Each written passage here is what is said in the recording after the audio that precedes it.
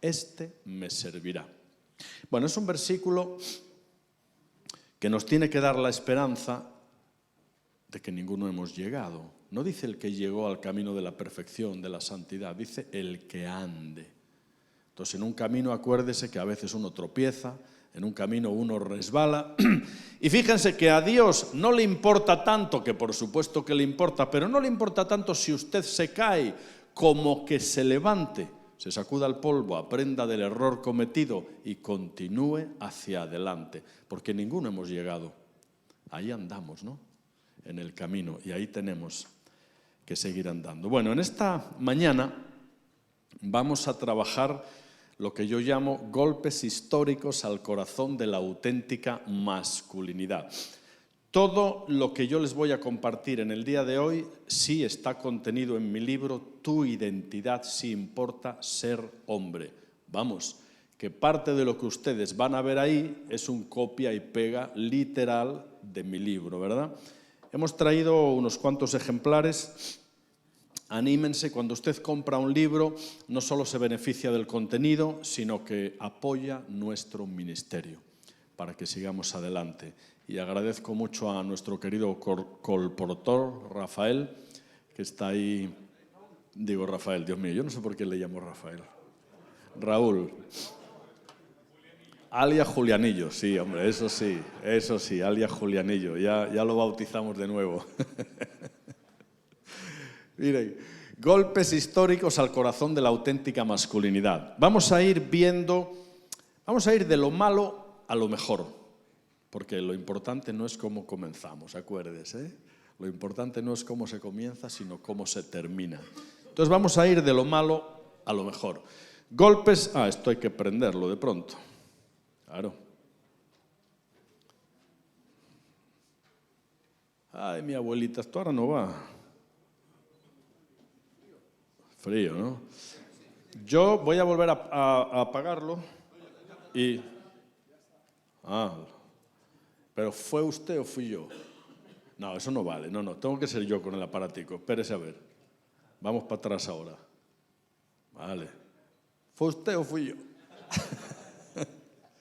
Bien, rápidamente hay que trabajar los orígenes de la ideología de género. Miren, esto es algo muy feo, pero es que lo tenemos que conocer porque esto se está metiendo en el fondo de nuestros hogares, se está metiendo en la vida de nuestros hijos, ¿no? Y nos está condicionando muy mucho toda esa ideología perversa que lo que pretende es destruir la familia, el orden natural, y tenemos que conocer para evitar.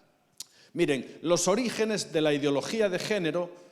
O sea, la ideología de género no nace antes de ayer, no nace hace 10, 15, 20 o 30 años, no. La ideología de género es fruto de todo un proceso histórico donde el hombre ha ido abandonando los principios del orden divino y, por lo tanto, acuérdense, todo lo que no está en orden entra en caos. ¿Se acuerda? Ustedes habrán oído hablar de Platón. ¿Saben quién fue Platón? Un jugador de fútbol, me dijeron el otro día. Digo, Dios mío, pero qué poca agricultura que tienen algunas personas, ¿no? Un jugador de fútbol. Y era argentino el que me lo dijo, además, usted se cree.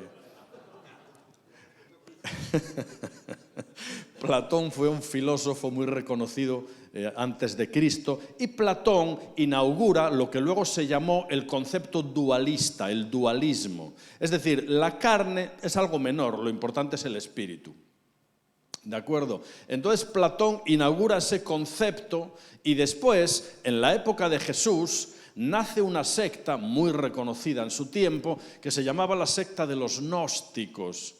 Esta gente lo que decía era que lo importante es la gnosis, el conocimiento. El cuerpo es como que un envoltorio circunstancial. Miren, en síntesis, la ideología de género defiende lo mismo.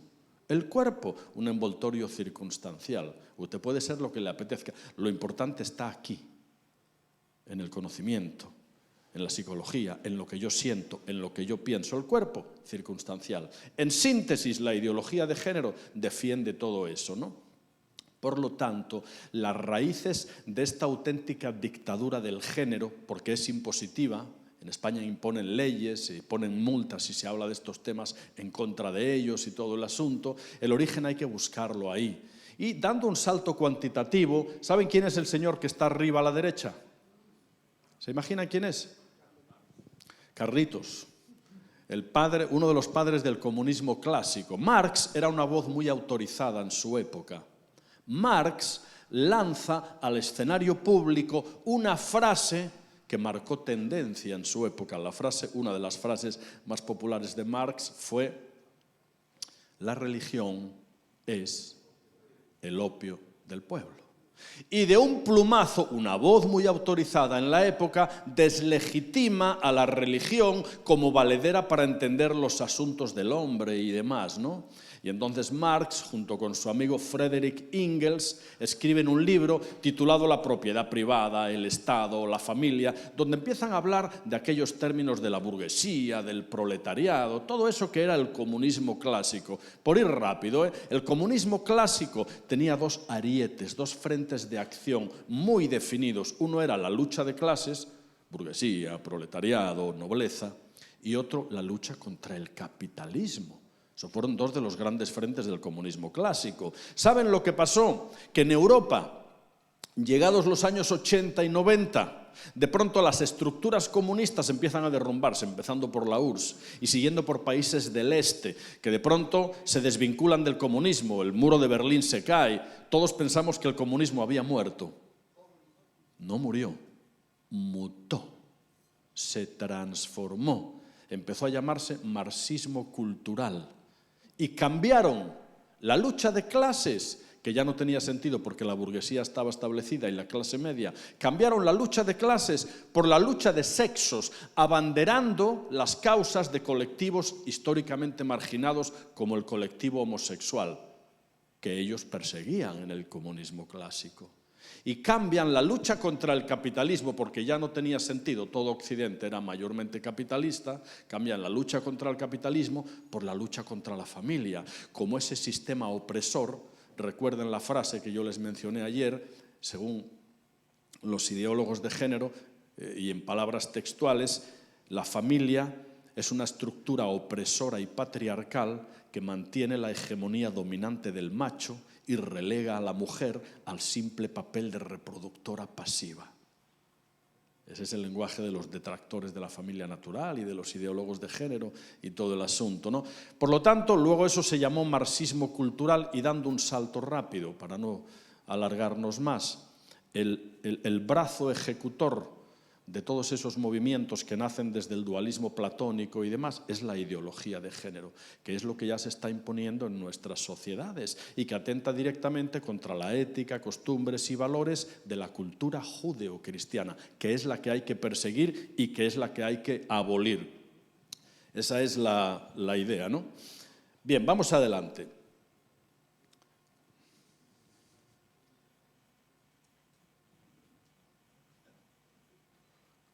Brother,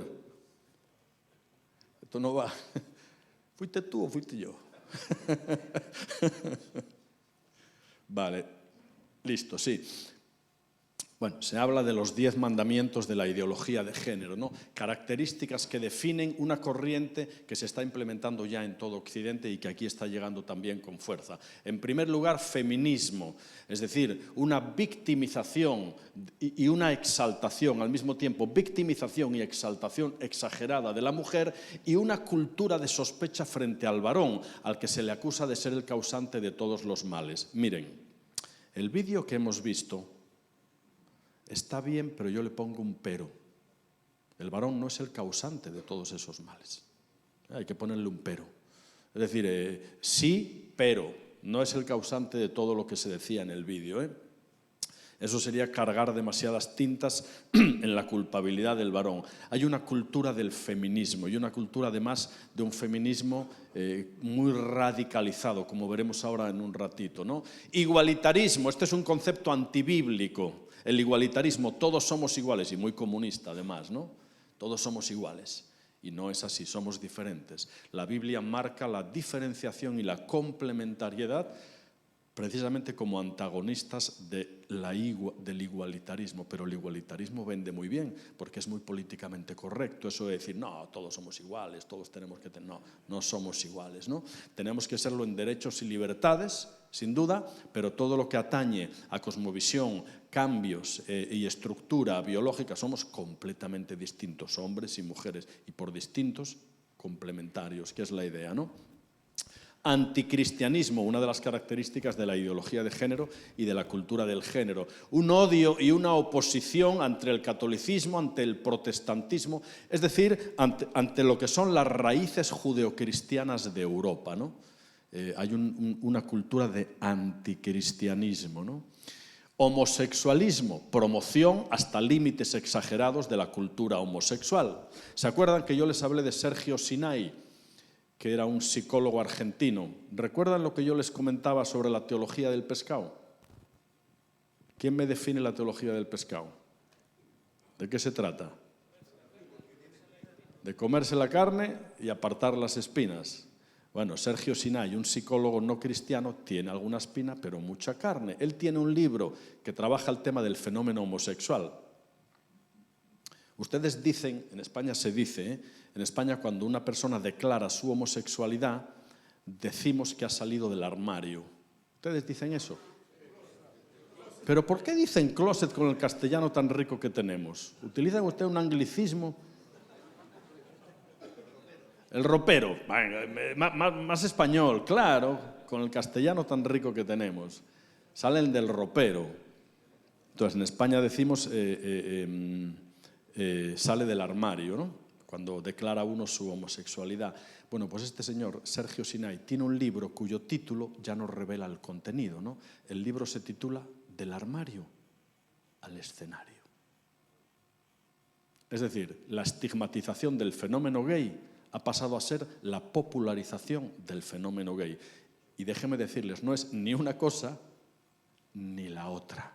Entonces, Sergio Sinai ahí desarrolla aspectos muy interesantes. Miren, tenemos que leer, como les digo, libros seculares, porque los libros cristianos pueden parcializarnos de la realidad. Y hay que saber qué libros seculares se leen, aunque hay que saber también qué libros cristianos se leen, ¿eh? No todos los libros cristianos de pronto son buenos. Hay algunos que tienen alguna teología medio equivocada, ¿no? Y luego la colonización ideológica, ya lo hemos dicho. Hay que crear programas de adoctrinamiento desde la infancia para generar en los niños una nueva forma de pensar. Los regímenes comunistas comenzaron por una ideologización en las aulas de los niños. El movimiento nazi comenzó con las juventudes hitlerianas, adoctrinando a las mentes blancas de los más pequeños, ¿verdad?, para que cuando crezcan adopten los postulados en los que son enseñados, ¿verdad? Hedonismo, claro, vivimos en una cultura que se llama la cultura del placer, la búsqueda del placer a toda costa, ¿no? Sin restricciones éticas o morales de ningún tipo. Liberalismo ético, sí, apoyo a comportamientos que dañan a las sociedades, como el aborto libre, la promiscuidad, las drogas y todo el asunto. Dictadura ideológica. En España ya tenemos una dictadura ideológica, porque la ideología de género se está imponiendo como un pensamiento único frente al cual no se puede disentir, porque entonces van y te ponen una multa, ¿no? Cuando nosotros trabajamos cursos de identidad de género, tenemos que tener muchísimo cuidado, porque dependiendo de qué cosas digamos, nos pueden poner una multa. A una compañera mía, por trabajar esos temas, 21.000 euros de multa le pusieron en España, fíjese. Luego se los devolvieron, ¿eh? Porque a veces este tipo de denuncias, cuando llegan a los tribunales, no tienen fundamento jurídico y no prosperan. Pero hasta que le devolvieron el dinero, 3 años de litigio, de lucha, y eso cansa. Dictadura. Bien, destrucción de la identidad de Dios en el ser humano. Este es uno de los principales objetivos de la ideología de género. Destruir la identidad de Dios en el ser humano al difuminarla, al diluirla, al ampliarla, en pro de un individuo mutante que puede redefinirse a sí mismo como y cuando quiera. Y evidentemente un relativismo moral, una negación de valores universales. Todo es admitible, todo es permisivo, todo salvo disentir, ¿verdad?, con esos mandamientos. Rápido, porque esto hay que tenerlo claro cuando hablamos de masculinidad y cuando pretendemos definir qué es un hombre. Sexo biológico, sexo cultural, sexo psicológico e identidad sexual. No debería de ser más complicado que, que esto, sexo biológico, porque la biología determina el destino. La biología determina el destino. Es decir, un niño nace con pene y testículos, resulta que es varón y del género masculino. Nace con vagina y ovarios, resulta que es mujer y del género femenino. Miren qué sencillo, pero ya no es así. Ahora entra en escena el sexo cultural. ¿Qué es el sexo cultural? Miren, es la percepción que uno tiene de la sexualidad en base a la sociedad en la que vive. Les pongo un ejemplo. No es lo mismo nacer en España cultura pro LGTBI a nacer en Arabia Saudí. Un muchacho con 18 años se declara homosexual en España y hasta puede recibir subvenciones del Estado. ¿Tendrán agua que sea embotellada? No de agua embotellada, si es posible. Gracias. Entonces, esa es la diferencia en el sexo cultural. Un chico homosexual nace en España y lo declara, y lo van a apoyar. Si quiere hacer una transición porque se declara transexual, el Estado le va a pagar todo el proceso de operaciones y demás. Muchísimas gracias, amado hermano. Pero hágame el favor completo, me lo abre ya, hombre. Ahí. Eso, muchas gracias. Gracias, sí. Entonces, el sexo cultural. Claro, en España no hay problema, pero en Arabia Saudí, si el muchacho se declara homosexual con 18 años, de pronto lo meten en la cárcel. Claro, porque la cultura influencia la percepción de la sexualidad. Y según un joven nazca en una cultura o en otra, va a tener una percepción de la sexualidad por lo que la cultura imperante le va a imponer. Y finalmente, lo que hoy cuenta, y lamentablemente, es el sexo psicológico. No mi sexo biológico de nacimiento, sino el psicológico, la percepción que yo tengo de mi sexualidad. Eso es lo lamentable. Reducimos la identidad, la sexualidad y el género, que son conceptos inseparables, al arbitrio y capricho personal de lo que cada uno sienta y experimente en cada momento determinado de su vida. Aquí ahora ya no hay nada normativo, todo es subjetivo, circunstancial y personal. Lamentablemente, eso es el sexo psicológico, que es lo que se lleva ahora. Y todo eso, hermanos, tiene que ver con la identidad, con la identidad. La identidad hunde las raíces en la parte más profunda de un ser humano. Identidad, sexualidad, intimidad van de la mano. La identidad responde a características que tienen que ver con origen, propósito y destino, que nos da estabilidad. La identidad responde a de dónde venimos, para qué estamos aquí y a dónde vamos, ¿no? Ahora bien, ¿por qué es tan importante la identidad? ¿O por qué el enemigo diluye, confunde y tergiversa la identidad del ser humano de 30 años a esta parte como en ninguna época de la historia? Por una razón muy sencilla, porque los tiempos se acortan. Evidentemente la segunda venida está ahí a la vuelta de la esquina. Falten 10 años o 100, está ahí. Todos los signos de los tiempos a cualquier nivel lo avalan. Claro, nadie sabe cuándo, solo, como dice la palabra, solo está en la potestad del Padre, pero que viene, viene. Y el enemigo calienta motores. ¿Y en qué calienta motores? Precisamente en confundir y diluir la identidad del ser humano. Y en este caso la masculinidad del ser humano. ¿Por qué motivo? ¿Se acuerdan que en Génesis 3, cuando Adán y Eva pecan, son expulsados?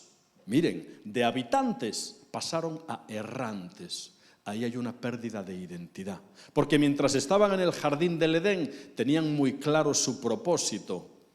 Había un Dios al que adorar, un jardín de las delicias, que es lo que significa Edén, un jardín para cultivar, una mujer con la que procrear, todo pintaba muy bien.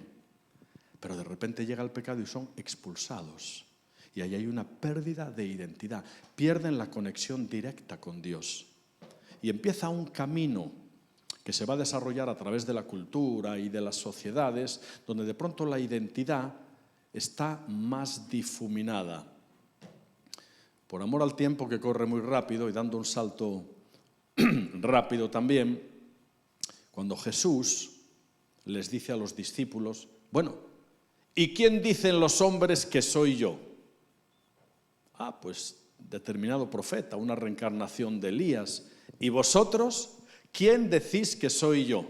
Y entonces Pedro, recuerdan, Pedro dice, tú eres el Cristo, el Hijo del Dios viviente. Eso es una declaración de identidad. Y sobre esa declaración de identidad es fundada la Iglesia cristiana. Roca por la solidez de lo que ahí se estaba afirmando. Una cuestión de identidad. Y en Mateo 4, antes de que el Señor comience su ministerio, dice la palabra que es llevado por el Espíritu al desierto para ser tentado por el diablo. ¿Saben en qué tienta el diablo a Jesús? En su conciencia de identidad. Si eres hijo de Dios, que las piedras se conviertan en pan. Si eres hijo de Dios, lánzate del pináculo del templo, que los ángeles te sostendrán. Las tres tentaciones van dirigidas a diluir y confundir la identidad del ser humano. Y finalmente, cuando Cristo muere crucificado, de entre el público algunas voces se levantan y dicen, si eres hijo de Dios, desciende de la cruz y sálvate a ti mismo. Desde el momento cero de la vida de nuestro Señor hasta su último aliento, es tentado en su identidad. ¿Por qué? Porque sin identidad nadie se puede salvar. Sin identidad nadie puede tener conciencia de ser hijo o hija de Dios. Y sin ser hijo o hija de Dios, aquí nadie se salva. El propósito principal de la Iglesia cristiana, el motivo principal por el que nace en el libro de los Hechos, es predicar el Evangelio. Y entonces vendrá el fin. ¿Predicar el Evangelio para qué? Para que los hombres dejen de ser huérfanos y pasen a ser hijos. El enemigo lo sabe. Y como está en los últimos tiempos, y también lo sabe, calienta motores para confundir y diluir la identidad y para que el ser humano no tenga conciencia de ser quien es y se pierda. Recuerdan Juan capítulo 1, ¿verdad?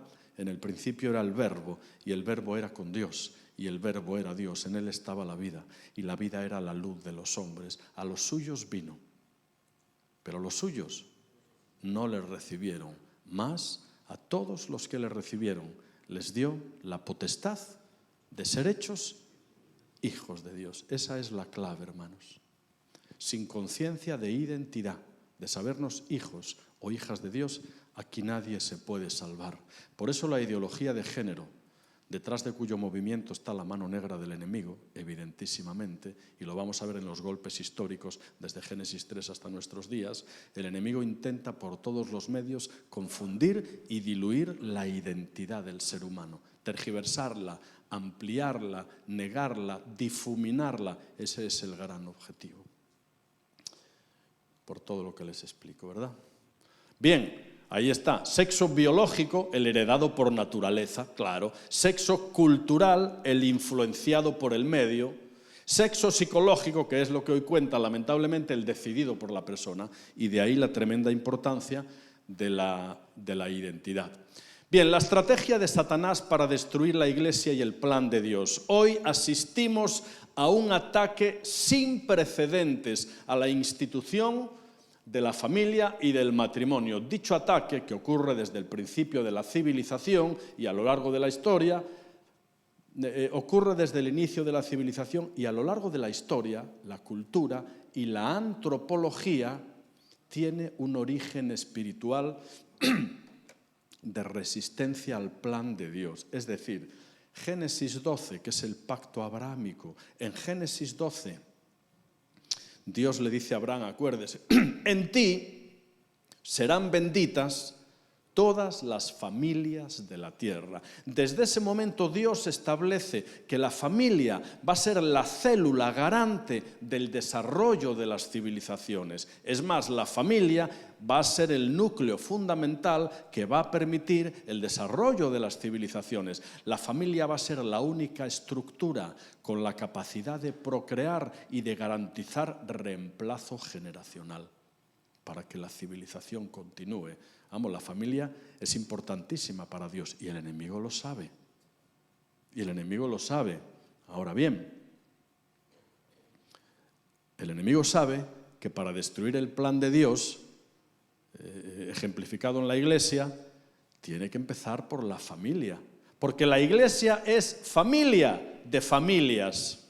Pero para empezar por la familia, va a tener que empezar por el tronco, que es el hombre, y por la mujer. Y para empezar por el matrimonio, ¿sabe usted por quién va a tener que empezar? Por la cabeza, por el hombre, por el varón. Y por ahí empezó. Y por ahí continúa machacando, pero por una razón matemática muy simple. Ustedes conocen el juego del dominó, ¿verdad? Bueno, pues hay un concurso de dominó que se trata de poner 5.000 fichas de dominó paradas haciendo cualquier tipo de dibujo, ¿verdad? Y entonces, el juego consiste en darle a la primera figura para que las 4.999... Parece sencillo, pero no lo es. Si usted le da muy fuerte a la primera, caen 20 o 30, pero en desorden. Si le da muy suave, caen 7 u 8. Hay que darle el toque exacto. Y cuando uno le da el toque exacto, el resto de las fichas caen en el orden adecuado. En la analogía que nos ocupa, hermanos, la primera ficha en el dominó divino es el varón. No por un principio de privilegio, ¿eh? Ser cabeza no es ningún privilegio, es una responsabilidad que a algunos hombres les queda un poco grande, dicho sea de paso, y es una responsabilidad de servicio, nunca de imposición. Acuérdese que la palabra autoridad viene de autor. Un autor nunca impone, un autor convence y expone. Claro, el hombre es cabeza, no por privilegio, sino por responsabilidad. Imagínate que es la primera figura del dominó divino. Si esa primera figura no está bien afirmada, el resto tiene muchas probabilidades de no caer en el orden adecuado. Y la estrategia del enemigo se centra y se ceba principalmente en atacar la figura del varón para que el resto de las figuras no vayan en el orden adecuado. Su estrategia está finamente calculada y la crisis de la masculinidad comienza, en esos golpes históricos que ahora vamos a ver, comienza ya desde el principio, comienza en Génesis. Miren, eso es lo que vamos a ver desarrollado, Dios mío, en el poco tiempo que me queda. Causas teológicas, culturales e históricas de la actual crisis de la masculinidad. Vamos a desarrollar todas esas causas, ¿no? El silencio de Adán, de la edad antigua, y vamos a hacerlo ya. Miren, lo pongo todo y lo voy explicando, ¿no? Cuando Dios crea todo lo que crea, lo hace partiendo de un caos inicial. La tierra estaba desordenada. La palabra desorden en griego es caos. Y de ese desorden inicial, Dios comienza el acto creador. La palabra griega para definir el acto creador es cosmos, que significa en este caso orden. Es decir, del caos, Dios hizo el cosmos y lo hizo estableciendo estructuras de autoridad. Estructuras de autoridad a las que tenemos que aprender a sujetarnos. Cuando usted maneja por ahí por la carretera, de pronto hay reglas de tráfico y si usted no las cumple, en España sería la Guardia Civil. ¿Cómo le llaman aquí a la policía? Los carabineros, como en Italia, mire. Los carabineros van y le pueden poner la boleta, la multa, porque hay una estructura de autoridad que nos ayuda a sujetarnos a unos principios y a unas reglas. Un país necesita una estructura de autoridad. Y si no hubiera una estructura de autoridad, el país sería un caos. Y en muchos casos ya lo es por las políticas erradas, la corrupción. No es que falle la estructura, falla el elemento humano que la dirige. Ese es el problema, ¿no? Pero todo en la vida se rige por estructuras de autoridad. Y eso es algo interesante. Francis Schaeffer, que era un teólogo muy prominente de hace muchos años, él habla de que el pecado produjo 4 grandes rupturas. Y esto hay que entenderlo. El pecado produjo 4 grandes rupturas. Miren, ruptura teológica del hombre con Dios, ruptura psicológica, tuve miedo. Hablamos de los frutos del amor, pero también están los frutos del pecado. En Génesis 3, los frutos del pecado son 3. Muerte, miedo y dolor. Antes de Génesis 3 no existía ni la muerte, ni el miedo, ni el dolor. Muerte porque Dios le dice a Adán el día que comas del árbol, morirás. No morirás ahí puntualmente, pero tu vida va a pasar a estar marcada por un nacimiento, un envejecimiento y una muerte. Miedo. ¿Acaso te dije que no? No, tuve miedo y me escondí. Y el dolor, con dolor darás a luz tus hijos, le dice a la mujer, con dolor comerás de la tierra todos los días de tu vida. Muerte, miedo y dolor son 3 grandes frutos amargos y podridos, consecuencia de la desobediencia del hombre, ¿no? Entonces,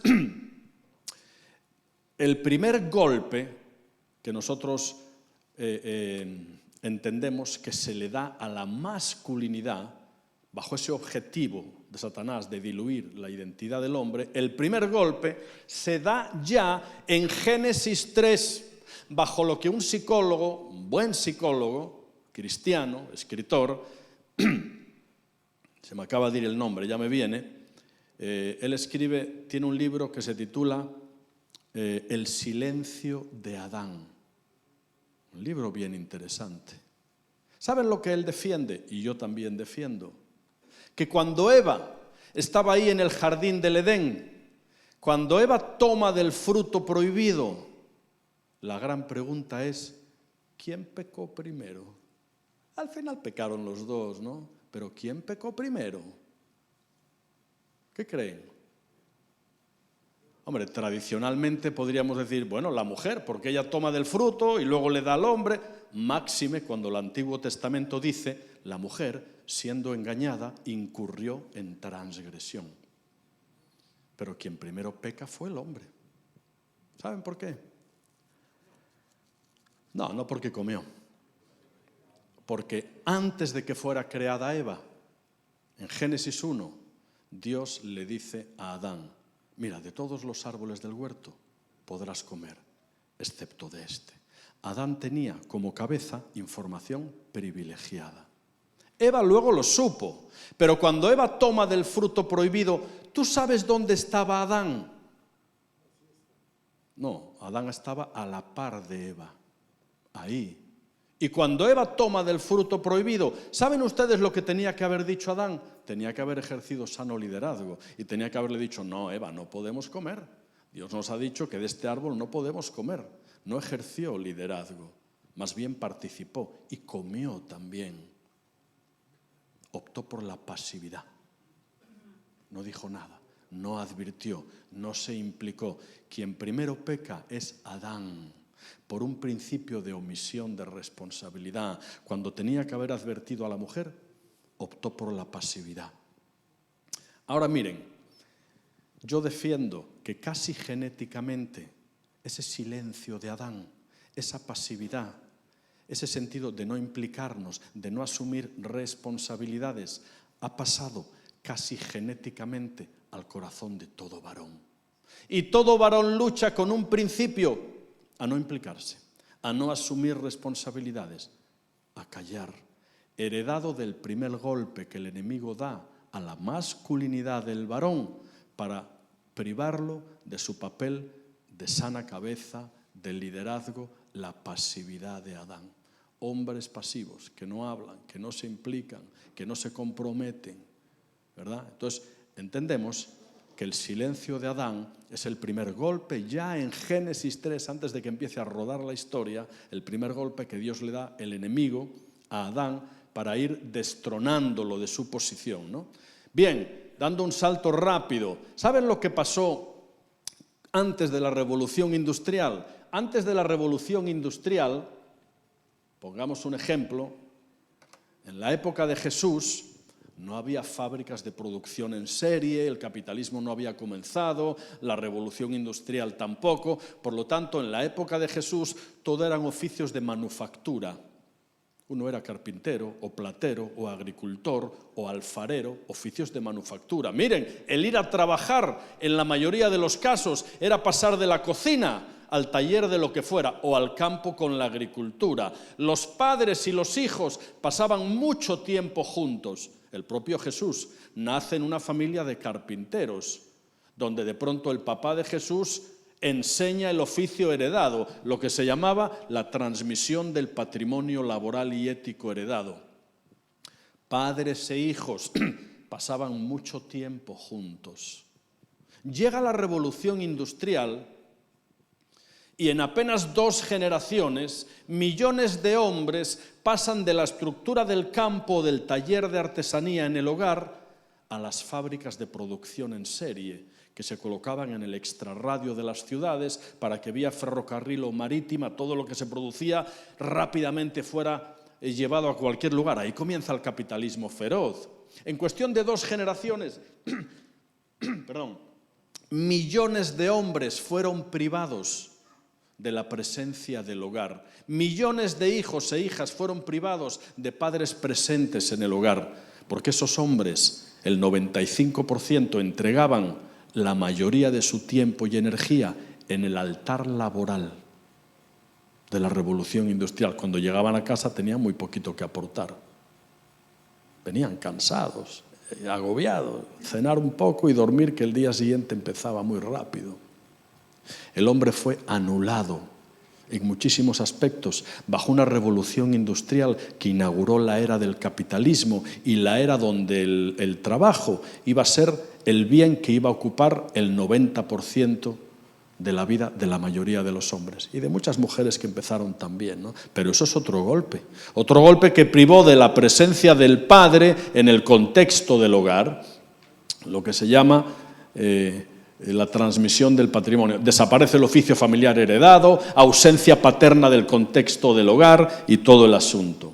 Miren, en la Primera y la Segunda Guerra Mundial murieron más de 70 millones de personas. Oye, esto se dice pronto, 70 millones de personas, la mayoría hombres, una amplísima mayoría hombres. Claro, ¿qué ocurre con todos esos hombres que murieron? Que de pronto dejaron familias, dejaron hijos huérfanos, dejaron mujeres sin marido. Y algunos que no murieron regresaron al contexto de sus hogares. Pero ¿sabe cómo regresaron muchos de esos hombres? Desconectados en el plano emocional. Esto luego con la guerra de Vietnam posteriormente se estudió, porque por un mecanismo psicológico de defensa, en el frente de batalla, cuando tienes que darle un bayonetazo al enemigo, como ocurría en la Primera Guerra Mundial, que eran de cuerpo a cuerpo, o cuando tenías que matar a otro ser humano, la mente, por un mecanismo psicológico de defensa, corta el plano emocional, para que uno no se vuelva loco. Muchos de los que no murieron y regresaron se olvidaron de conectar el plano emocional y permanecieron ausentes en sus hogares, acrecentando más esa pasividad de hombres que estaban, pero no estaban, por toda esa problemática. Otro golpe histórico a la crisis de la masculinidad. Los movimientos contraculturales y el feminismo radical. Claro, de pronto llega la revolución sexual, hace el amor y no la guerra, la marihuana te hará libre, llega toda una serie de filosofía hippie que parecía que traía aires de renovación, pero lo que trajo fue un libertinaje sin precedentes. Ahí empieza la cultura del divorcio, la cultura de la píldora, ahí empieza el feminismo. Fíjense que el feminismo nace ahí en los 70, 80 con reivindicaciones legítimas de base. Era un feminismo legítimo, porque pretendía equiparar derechos y libertades entre hombres y mujeres. Pero rápidamente ese feminismo fue absorbido por un feminismo radicalizado que lo que pretendía no era igualarse al hombre, sino superarlo y prescindir de él, ¿verdad? Otro golpe a la crisis de la masculinidad. Suma y sigue. Y llegamos a esto. Miren,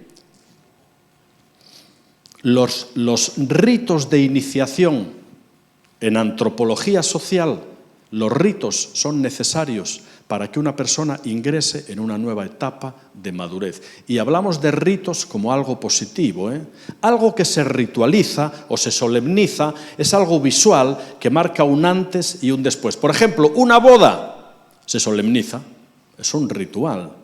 Y entonces están el ritual de las velitas y de las promesas, porque todo lo que se hace visible mediante algún tipo de acto, mediante algún tipo de ritual, marca un antes y marca un después.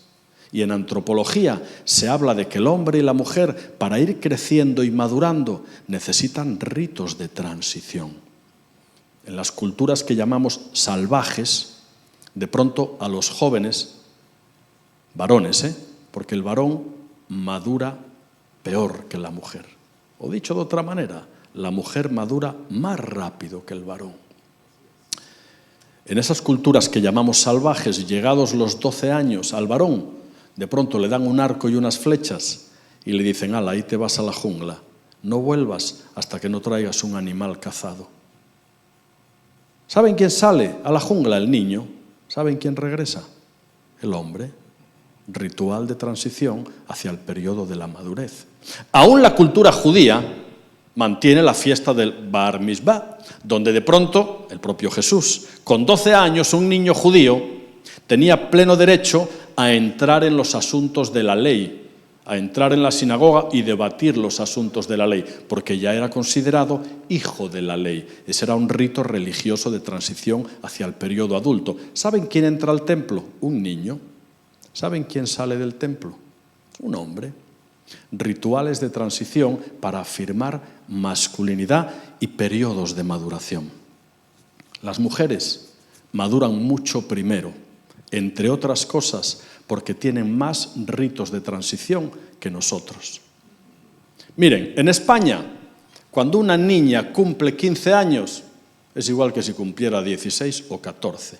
Pero en cualquier lugar de Latinoamérica, desde México hasta sur de por aquí, Argentina y Chile, en todos los países, cuando una niña cumple los 15, eso es el fiestón de su vida, la quinceañera.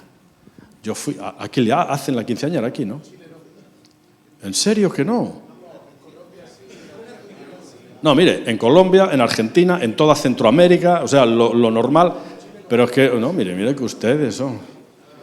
O sea que aquí no se hace la fiesta de la quinceañera. No, mire, en Colombia y en la inmensa mayoría de los países de Latinoamérica se hace la fiesta de la quinceañera. Pero conocen la fiesta de la quinceañera, ¿verdad? Bueno, la fiesta de la quinceañera no pretende sino hacer, pues eso, una fiesta donde se gasta toda la plata que sea necesaria, donde la niña va como con un vestido de novia y yo voy a no sé qué país, no recuerdo ahora, a una fiesta de quinceañera y la niña iba casi que de boda, con un vestido de boda, pero llevaba, ¿cómo le dicen ustedes a eso? ¿Bambas, zapatillas de deporte? No, tenis, pero de deporte, las zapatillas de deporte. Bueno, pues la niña iba preciosa con su vestido de novia, pero con zapatillas de deporte. Y yo digo, Dios mío, pero qué poco gusto tienen los padres, la niña tan linda y le ponen... Claro, todo tenía un propósito. En un momento dado del fiestón, llega papá con una caja de zapatos bajo el brazo, sienta a la niña en una silla, le quita los tenis y le pone sus primeros zapatitos de señorita. Eso que ustedes no hacen, y nosotros tampoco, pero el resto de Latinoamérica sí, es un ritual de transición que afirma feminidad. ¿Sabe quién entra a la fiesta de quinceañera? Una niña. ¿Saben quién sale? Una mujer. Claro, ya sabemos que por el medio está la bebedera, la comedera y toda la cuestión comercial, pero en esencia, una fiesta de quinceañera lo que pretende es ritualizar y solemnizar el paso de niña a adulta. ¿Qué tienen para el varón en los países donde hacen la fiesta de la quinceañera? Para el varón no tienen nada. Y evidentemente ustedes tampoco tienen nada aquí para el varón. El varón no tiene rituales de transición que le hagan ingresar en un periodo adulto. Por lo tanto, cuando un varón sabe que deja la adolescencia y entra en el periodo adulto, está más indefinido en el varón. Además es que la mujer, y esto sí ocurre en Chile también, tiene una cosa que cuando le llegan los 12 o por ahí se llama menstruación. ¿Les ocurre a las mujeres eso en Chile? Y cuando llegada esa época, las mujeres les viene la menstruación. Eso es un ritual biológico de transición hacia el periodo adulto. Ya la mamá le tiene que explicar, hija mía, no te preocupes, es normal, es que ya eres mujer. ¿Qué tiene el varón? Nada. Cuando un varón sabe con rituales biológicos o culturales que pasa de adulto a niño, está indefinido. Por eso hay varones que viven adolescencias perpetuas. Y por eso hay mujeres, lamentablemente, hay mujeres que no tienen un marido. Tienen un hijo grandote. Y maridos que no tienen una esposa, tienen una mamá. Y eso lo hemos comprobado en consejería unas cuantas ocasiones. Eso es terrible. Hombres que no maduran, que no asumen sus responsabilidades, que sea por no tener rituales de paso y de transición o porque son personas absolutamente pasivas, no ejercen. ni como padres, ni como esposos, y eso es terrible, ¿verdad? La ausencia de ritos de transición en el hombre frena su madurez y perpetúa adolescencias perpetuas, favoreciendo estados de pasividad o estados de violencia, ¿no? Entonces, los ritos de transición son necesarios en la vida de todo hombre para hacerle pasar de niño a hombre. Pero cuando hablo de ritos de transición, me refiero a una cosa tan sencilla como la que les voy a contar ahora. Cuando mi hijo tenía 12 años, en España con los 12 años pasas de la escuela al instituto. Entonces, pasar de la escuela al instituto es un paso serio. Entonces, yo cuando terminó la escuela, me fui con él por el colegio y le digo, hijo, abandonas una etapa de tu vida. En el recreo, tú aquí eras el rey del mambo porque te pertenecías al curso superior. Por encima de ti no había nadie, todos eran muchachitos más pequeños. Ahora vas a llegar a un sitio, el instituto, donde te vas a encontrar con chicos con barba y tú vas a ser el más pequeño entre ellos. Tienes que tener en cuenta que entras en una etapa de madurez. Y después, para solemnizar el paseíto y la explicación, nos fuimos a un McDonald's, fíjese usted. Porque a mi hijo le encantaban los McDonald's, que yo no los recomiendo a no ser muy de vez en cuando, ¿vale? Muy de vez en cuando está bien, ¿no? Pero no como comida habitual. Nos fuimos a un McDonald's y ahí solemnizamos un tiempecito de papá y de hijo donde yo le expliqué que entraba en un nuevo proceso, que entraba en una nueva etapa y que subía un escalón en su proceso de madurez. Cosas tan sencillas como esas que marcan un antes y un después ayudan a la maduración de un niño y lo van convirtiendo poco a poco en un hombre, ¿no? Otro golpe. Miren, esto es tremendo. Resulta que, bueno, yo vivo en Sevilla, como les dije, y en Sevilla está el río Guadalquivir, que tiene hasta el mar, en Huelva, el río tiene 80 kilómetros de recorrido, hasta el mar. Todos los navíos españoles de la época, que por cualquier parte de esta parte del mundo traían, bueno, lo que traían de sus países, ¿verdad? El oro, la plata y todo lo que fuera. Subían el Guadalquivir, 80 kilómetros de río, y llegaban a una torre que aún está en pie en Sevilla, que se llama la Torre del Oro. Ahí depositaban todas esas mercancías y las repartían por donde fuera. Repito, yo no tengo nada de ese oro, ¿eh? Yo no sé dónde habrá ido, yo no tengo nada. ¿Por qué les digo esto? Porque en la conquista de lo que se llamó el Nuevo Mundo, la corona española, fíjense qué patrón militar estableció. La corona española decía, primero enviamos a los hombres, sin sus esposas y sin sus hijos, y cuando en los lugares a donde lleguen logren establecer unas mínimas condiciones de paz y de habitabilidad, cuando haya un orden y un poco de paz, entonces enviamos esposas e hijos. Bueno, no pintaba mal como estrategia, pero falló de plano. Primero por la oposición de las tribus locales, de cualquier lugar de aquí. Segundo, por las enfermedades de la jungla y muchos otros aspectos. Es decir, esas mínimas condiciones de paz y de habitabilidad tardaron años y años.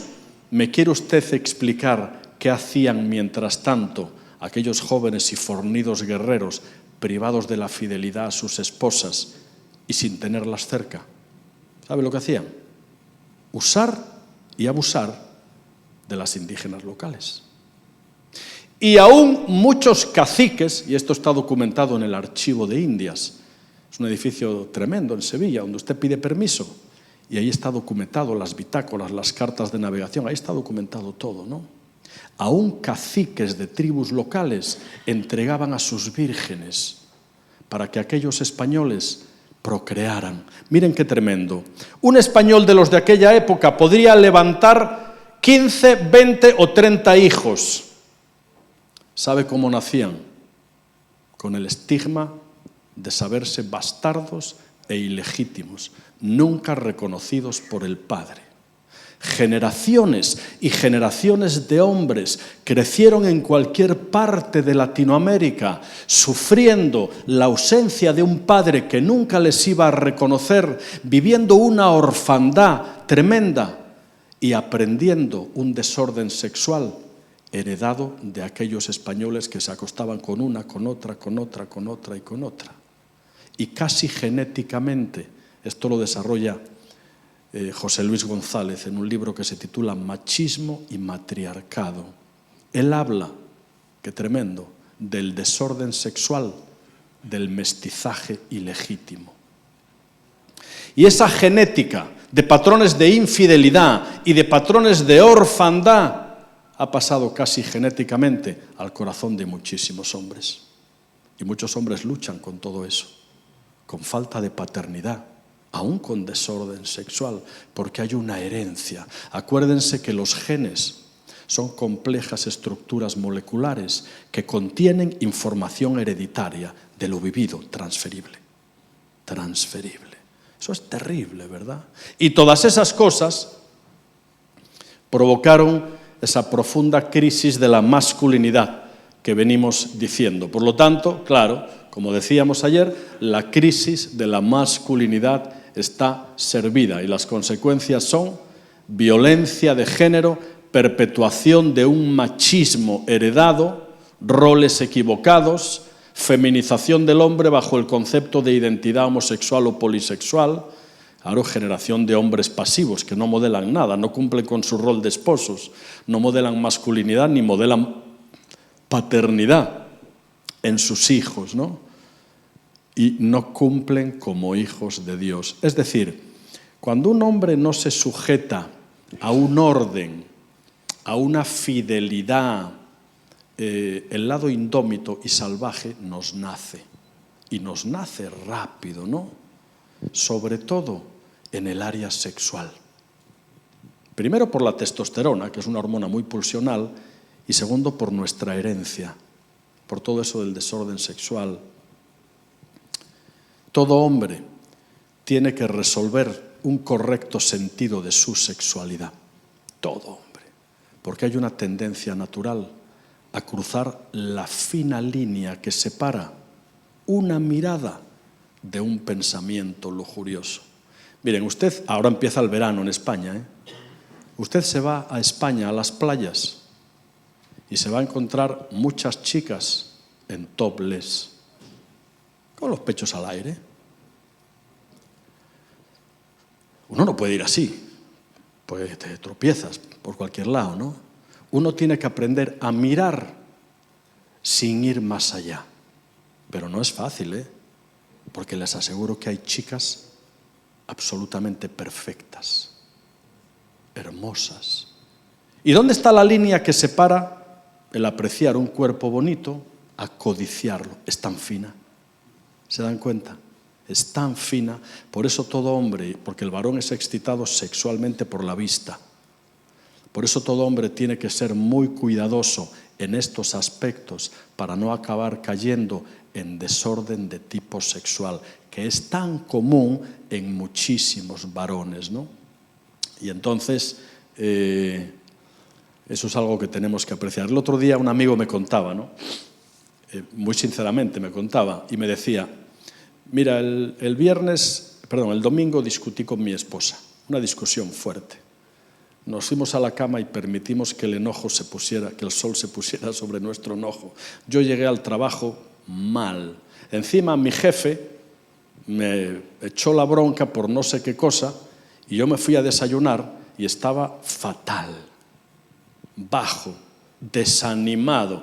Y él me cuenta, llego a la cafetería y me siento en una silla bajita y de pronto llega una camarera, todo sonrisas, con un generoso escote, inclinándose, porque eran unas sillas bajitas, inclinándose me dice, buenos días señor, ¿qué desea tomar? Y él, con la sinceridad con la que tenía en aquel momento, me dice, cuando yo la vi, yo lo que deseaba era tomarla a ella. Pero evidentemente no lo hice, pero le llegó la tentación, ¿no? Claro, una chica todo sonrisas, atractiva, agradable, y le nace ese fuego que todo varón llevamos dentro, que tiene que ver con la galantería, que tiene que ver con el apreciar un cuerpo bonito. Claro, a los 2 o 3 segundos el hombre reacciona porque es cristiano y se da cuenta y dice, no, yo no puedo. Y entonces corta el asunto y dice, señorita, me trae un café con leche y una tostada y tal, ¿no? Pero dice, cuando aquella muchacha, todo sonrisas y con su amplio y generoso escote, se me acerca, a mí una campanita por ahí empezó a sonar, ¿no? Y me sentí profundamente atraído.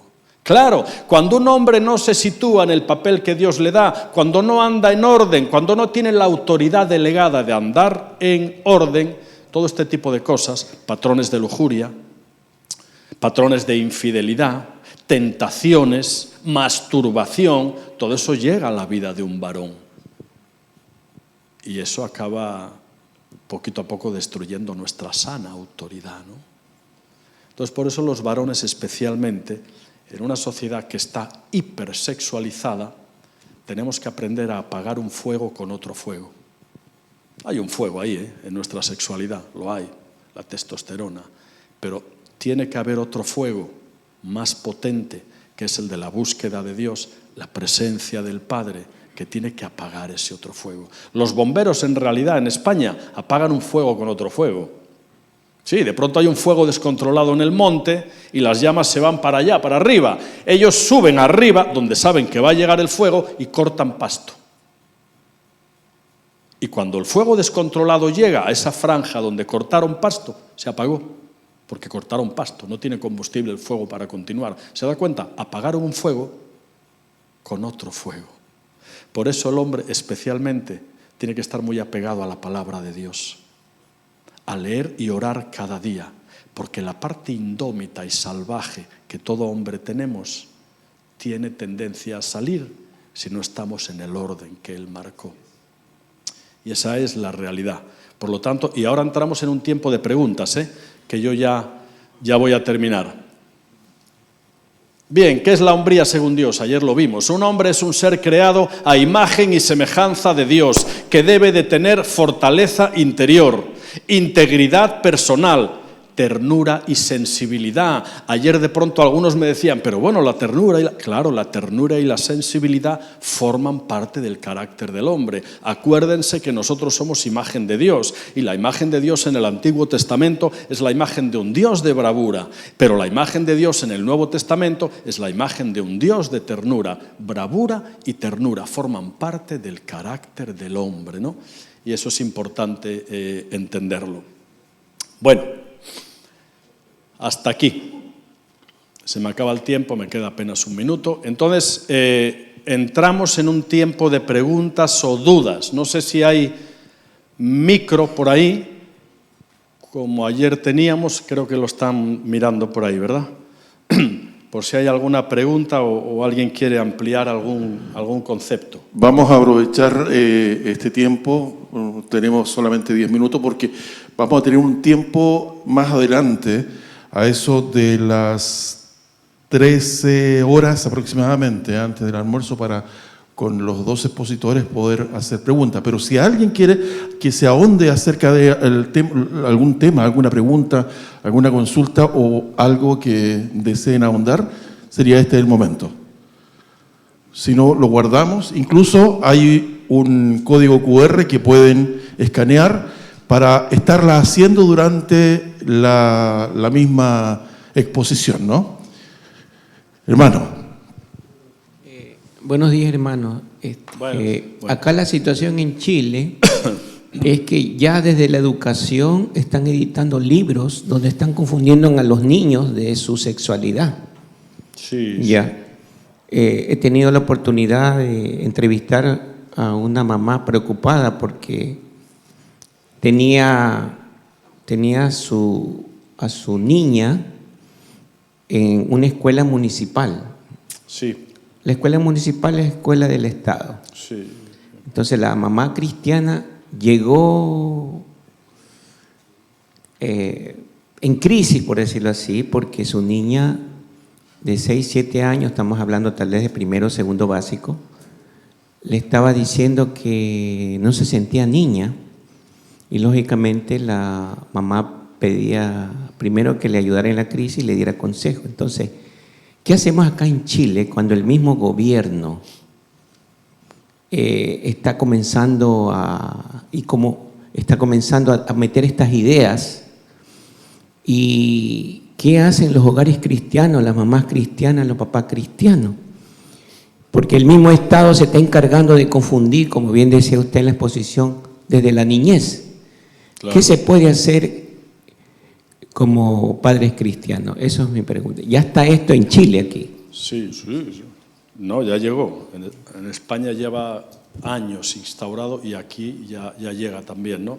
Lo que hay que hacer es, desde las dos únicas instituciones que no están vendidas a nada de lo de la ideología de género, que son la Iglesia y la familia, hay que hacer un trabajo desde esas dos instituciones. Ser padre y madre hoy en día es la tarea más complicada que existe. En mi época no era tan complicado ser padre. Hoy en día sí, porque los niños ya vienen con menos mucha información negativa de mano, ¿no?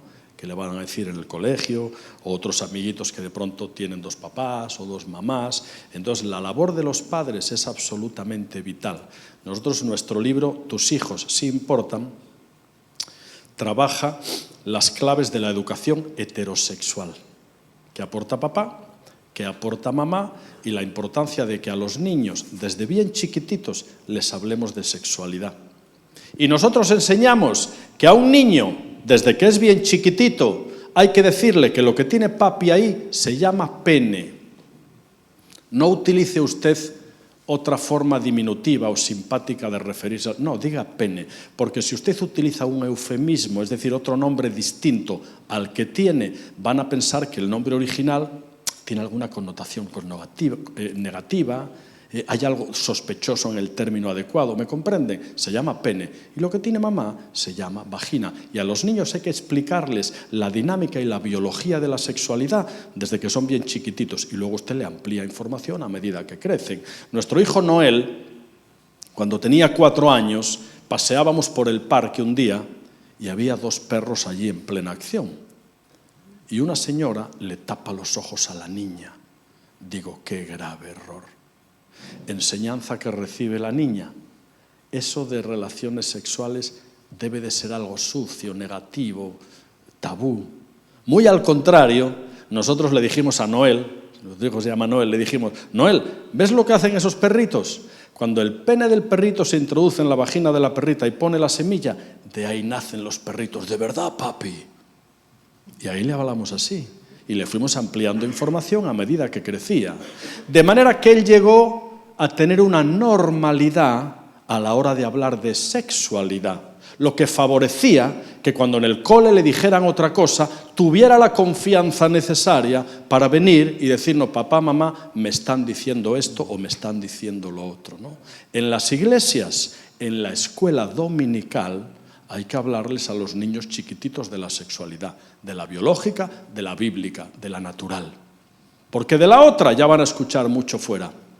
Si no, ya saben lo que puede ocurrir, ¿no? La típica frase, espera usted a que su hijo sea un poco más mayorcito, con 10 o 11, y de pronto con esa edad le dice, bueno, hijo, venga, hoy vamos a hablar de sexualidad. Y puede ser que el muchacho le responda, de acuerdo, papi, ¿qué quieres que te cuente? Porque le habrán dicho de todo, pero en negativo, ¿no?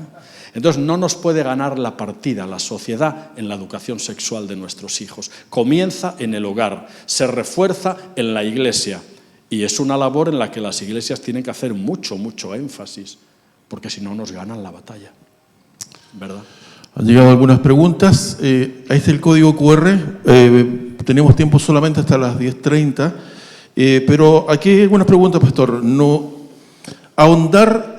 Piden ahondar en el tema del matriarcado y el patriarcado, que parece que no quedó muy claro y cómo está actuando en este tiempo. Y hay otra pregunta que dice, teniendo en cuenta los antecedentes, ¿cómo o cuál sería una buena estrategia para prevenir la tendencia a la feminidad del hombre?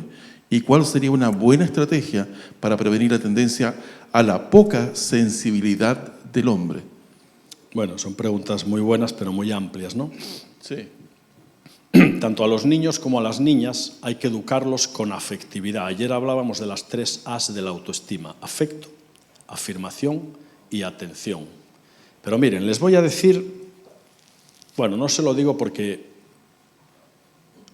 viene después en la siguiente charla y no me adelanto.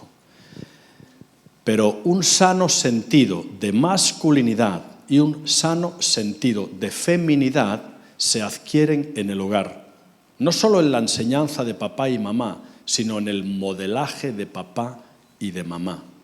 Para que un niño, varón, por ejemplo, crezca heterosexualmente bien afirmado, ha tenido que tener unos buenos modelos de feminidad y de masculinidad. Miren lo que les voy a decir. Un niño, hablo del varón ahora, un niño ve a papá a través de los ojos de mamá. Si mamá dice que el padre que no sirve, ay, que tú no sabes hacer esto, lo invalida, el niño ve a su papá a través de los ojos de mamá y recibe una imagen no positiva de papá. Eso es tremendo, pero ocurre. ¿Saben lo que ocurre con los varones también? Los varones, para adquirir una correcta imagen de Dios, tienen que ver en el papá terrenal un reflejo del papá celestial. O dicho de otra manera, el papá terrenal es el escalón natural que a nuestros hijos les hace tener una correcta imagen del Padre Celestial. Luis Palau, que en gloria está, hacía una campaña en no sé dónde y hablaba de Dios como Padre. Y de pronto un niño se le acerca, un muchacho, y le dice, mire, si Dios es como mi padre, no me interesa. Mi padre es un borracho, un mujeriego, ¿verdad? El padre tiene la alta responsabilidad de modelar en los hijos y en las hijas un correcto sentido de paternidad, como debe de ser o como es el Padre Celestial, ¿no? Entonces, se trata de una educación que tiene que partir de la educación heterosexual de nuestros hijos y de lo que nosotros llamamos, que no es el momento ahora, factores de riesgo para prevenir la confusión de identidad. Que hay muchos, pero este no es el foro porque estaríamos un buen ratito. Eso es lo que vamos a trabajar el sábado que viene en el curso de coach en identidad sexual y género, ¿no? Ahí nos metemos a fondo en eso. Y otra pregunta, dice, ¿recomienda el homeschool en vez de la escuela pública por la influencia doctrinal e ideológica de género o ideología de género que ésta tiene en los hijos cristianos, además de los abusos que los mismos niños producen entre ellos? Sí y no. ¿Cómo le dicen ustedes? ¿Homeschool? Homeschool. Está bien, porque de pronto uno tiene la ventaja de que puede educar a sus hijos conforme mejor entienda y sin que reciban otra historia. Pero si esos niños están aislados de una sociedad en la que tarde o temprano van a tener que acabar desarrollándose, entonces no está bien. Estaría bien algo intermedio, que recibieran enseñanza en clase, pero también pudieran ir en casa, pero también pudieran ir al instituto. Es decir, los niños tienen que socializar y normalizar, no compartir, normalizar la sociedad en la que luego se van a tener que desarrollar. No podemos aislarnos en una burbuja, explicarles todo lo bueno y luego los soltamos, ¿no? Puede ser peor el remedio que la enfermedad, ¿no? Entonces, el homeschool está bien, pero esos niños tienen que socializar con otros niños. Y normalizar no es compartir lo que se van a encontrar por ahí fuera. Esa sería la línea. Están llegando bastantes preguntas, tenemos unos minutos todavía. Cuando se habla de la importancia de la masculinidad y la hombría en medio de la sociedad y la familia, uno, ¿cómo se termina bien si existen tantas maldiciones generacionales en contra del hombre? Y dos, ¿por qué cuando se convoca un congreso como esta solo llegan pocos hombres y también hay hombres adultos y pocos hombres jóvenes? Las mujeres se les da mucho mejor todo esto, ¿verdad? Sin duda. Las mujeres nos ganan, pero por goleada, en asistencia y hasta en compromiso, ¿eh? Esta es la realidad. La primera pregunta, ¿cuál era? Que hay varias. Como hay varias. Sí, la primera. En relación a las ¿cómo se termina bien si existen tantas maldiciones generacionales? Lo de las maldiciones generacionales. Bueno, mire, le dije antes que los cromosomas y la genética se trata de estructuras moleculares que contienen información hereditaria transferible. Puede haber tendencias pecaminosas que vienen de generación en generación. Esto se trabaja en una disciplina de la psicología que se llama transmisión multigeneracional de asuntos familiares sin resolver. Mire usted el nombrecito. pero hay maldiciones generacionales también, pero se pueden cortar, no es nada complicado. Usted y yo somos producto del pasado, pero no prisioneros. Podemos cortar. Una maldición generacional se corta cuando uno la descubre y en un lugar tranquilo y apartado delante de Dios rompe generacionalmente la maldición. Con una oración de guerra, de ruptura, de declaración. Eso es romper maldiciones generacionales. ¿Que pueden tener otro tipo de consecuencias? Claro. Pero miren, todo lo que se practica generacionalmente queda instalado y al final lo hacemos y casi ni sabemos por qué lo hacemos. Había una niña que se casó y de pronto la madre le regaló una olla para cocer el pavo, para hacer el pavo de Thanksgiving en Estados Unidos, ¿verdad? Le regaló una olla. Y entonces la primera Navidad que celebró la parejita de novios, la muchacha va y le corta las patas al pavo y lo mete en la olla. Y el marido le pregunta, oye, ¿y por qué le cortas las patas al pavo? Y dice la niña, pues no sé, es que es lo que se hacía en mi casa siempre, es lo que hacía mi mamá. Vamos a preguntarle a tu mamá. Y van a la mamá. Y le dicen, oiga, ¿por qué su hija dice que cuando eran ustedes, ella estaba en casa, le cortaban las patas al pavo? Y la mamá se pone a pensar y dice, uy, pues bueno, es que es lo que yo he visto hacer siempre a tu abuelita. Y dice, pues vamos a preguntarle a la abuelita. Y se van a la abuelita y le preguntan, abuelita, ¿y cómo es que cuando las navidades llegaban le cortabas las patitas al pavo y tal? Y la abuelita dice, ay, hijo mío, es que éramos tan pobres que solo teníamos esa olla y era muy chica. Y como el pavo no cabía, le cortábamos las patas. Mira tú qué tontería. Pero como no se explicó ni se aclaró, se transmitió generacionalmente. Y lo realizaban ya como un hábito continuado. Eso no es tan malo, pero hay cosas que sí son malas y se transmiten de la misma manera. Hay que identificarlas y con oraciones delante de Dios cortarlas y romperlas. Amén. Muchas gracias, pastor. ¿Cómo hablarle a un homosexual? ¿Cómo podría hablarle de los errores que está cometiendo sin que se sienta atacado y ya no quiera oír más? Es una buena pregunta. A un homosexual no hay que empezar hablándole de los errores. Hay que empezar hablándole de la gracia de Dios, que cubre y tapa todos los errores. Entonces, a un homosexual, por ejemplo, uno no puede ir de forma confrontativa, porque la mayoría de la población homosexual han recibido tanto ataque, suelen tener un factor de riesgo, la mayoría, que se llama PAS, personas de alta sensibilidad, y todo lo que usted le dice puede herirles profundamente. Muchos homosexuales o personas con confusión de identidad están heridos, han recibido abusos en la infancia, han recibido bullying de sus compañeros porque los vieron diferentes, están muy heridos emocionalmente. Entonces nunca podemos ir con la Thompson a darle ahí ley, bibliazo, no. Es con la gracia y con la misericordia. Acuérdese lo que Dios haría si entrara por ahí un homosexual, le daría un abrazo cálido, sentido, lo invitaría a sentarse y a escuchar la palabra. Luego ya le hablaremos de otras cosas, ¿verdad? La palabra respeto, ¿recuerdan? Hay que darle una segunda mirada a las personas. No te quedes con la apariencia exterior. Mira las carencias, las heridas. Hay que llegar ahí. No es fácil porque lo más rápido es la confrontación. Tú eres un pecador, tú eres tal. Ese no es el camino, los vamos a perder, ¿no? Entonces el acercamiento a este tipo de personas es circular. Claro, lleva más tiempo, pero ese es el camino. Todo eso lo explicamos en el coach que empezamos el sábado que viene. Y aquí tengo otra en relación a los ritos de iniciación en la iglesia. Cómo para poder ayudar de una forma sana en la transición del niño al hombre, considerando en la segregación de grupos de ministerios de niños, de pequeños, adultos, adolescentes, etcétera, que están muy segregados dentro de la iglesia. Yo diría, más que en la iglesia, es bueno hacerlo en el hogar, porque, como decíamos ayer, el hogar imprime un sello imborrable para toda la vida. Entonces, ese tipo de transiciones, y ahora explicamos algunos, es mejor empezar haciéndolos en el hogar. También se pueden hacer en la iglesia, pero es algo muy sencillo. Un niño chiquitito, yo qué sé, de 6 o de 7 años, para afirmarlo, para ayudarlo a crecer y para que tenga una sana autoestima, de pronto si juega bien a la pelota, usted prepara un diploma en la computadora y pone al mejor jugador de Chile y pone el nombre del muchachito. Y luego prepara una cena o lo lleva al McDonald's o a la pizza o a lo que al niño le guste y ahí papá e hijo, en ese contexto agradable, el papá le da el diploma. Eso es un rito de transición hacia el periodo adulto. Sí, porque eso afirma al niño y le da sentido de pertenencia, de afecto, de afirmación, de atención. Y todos los niños necesitan eso. ¿Me entienden? Los ritos de iniciación no están escritos, uno se los inventa. El que yo hice con mi hijo fue el que les comenté cuando pasó de la escuela del colegio al instituto.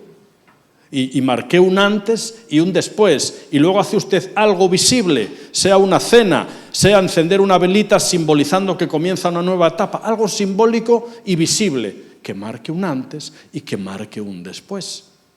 Entonces uno tiene que tener inventiva en ese sentido, ¿no? Para marcar sanos ritos de transición en la vida de nuestros hijos, que no son sino procesos de afirmación. Nosotros siempre decimos que a nuestros hijos, ¿cómo se llama la palabra? Tenemos que darles, no recuerdo el término, pero es afirmación positiva, ¿no? Las palabras son balas o semillas.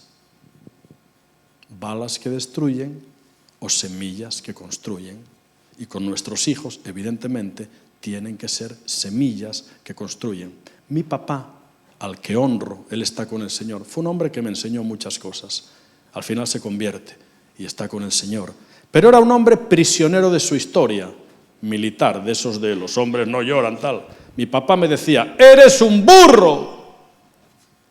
¿Y saben lo que ocurrió? Que fui un burro. Y no pasaba curso. Y repetía curso hasta que entendí algunas cosas, ¿no? Y me liberé de todo eso. Yo no culpo a mi papá, porque él me enseñó muchas cosas, pero él era prisionero de una generación que le inculcó todo ese tipo de conceptos.